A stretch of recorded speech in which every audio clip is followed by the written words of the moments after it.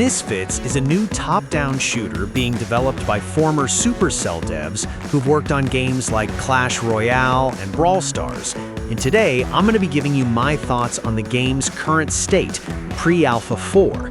But first, let me explain the actual core gameplay loop in its simplest form, and a little bit of the game's lore. But if you don't care about that stuff, you can skip to this timestamp. The basic gameplay experience is you load into a match, grab as much loot as you can, then haul your booty down to an extraction point before you get clipped. You can also team up with another stranger in the middle of the match and work together to get to an extraction point.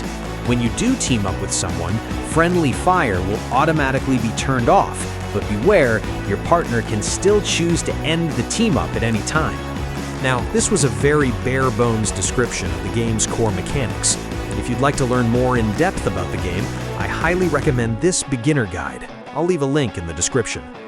Now I'd like to briefly touch on the game's lore from the little I understand. Basically, an artificial intelligence is over-optimizing the world with AI slop and... Huh? What do you mean I'm literally using an AI slop voice for this video? What, I'm not allowed to be too broke to afford a microphone? Anyway, this AI is called Zero, and it's locking away human culture in the form of relics. You, as the player, inhabit the role of the Misfitz. What are we? Some kind of League of Legends?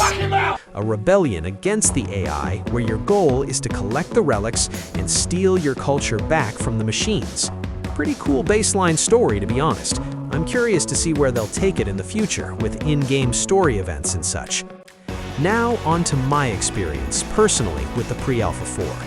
And it was messy, to say the least, but I can't fault the game or developers for that, honestly. And this is just my personal experience. Yours may be different based on your device and region. For reference, I live in South Africa, and these are my potato phone specs. Yeah, I know, not exactly flagship to say the least. And the game is still only in pre-alpha, meaning all the quote-unquote issues I'm mentioning here could easily be redundant in a few months. Now first off, the loading screens. For me, they took absolutely forever, upwards of 5 minutes just to get into the game. Now when I loaded into the tutorial, it was actually a fairly smooth experience. The game was running well on medium graphics settings at 60 FPS with almost no issues.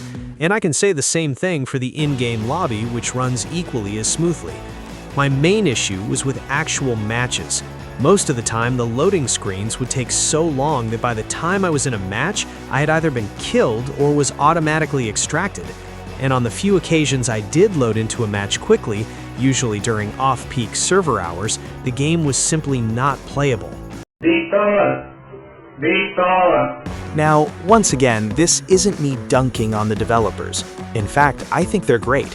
They even released an update that moved servers to the US and Brazil, which is where most players were concentrated. Of course, I live in South Africa, so it didn't affect me.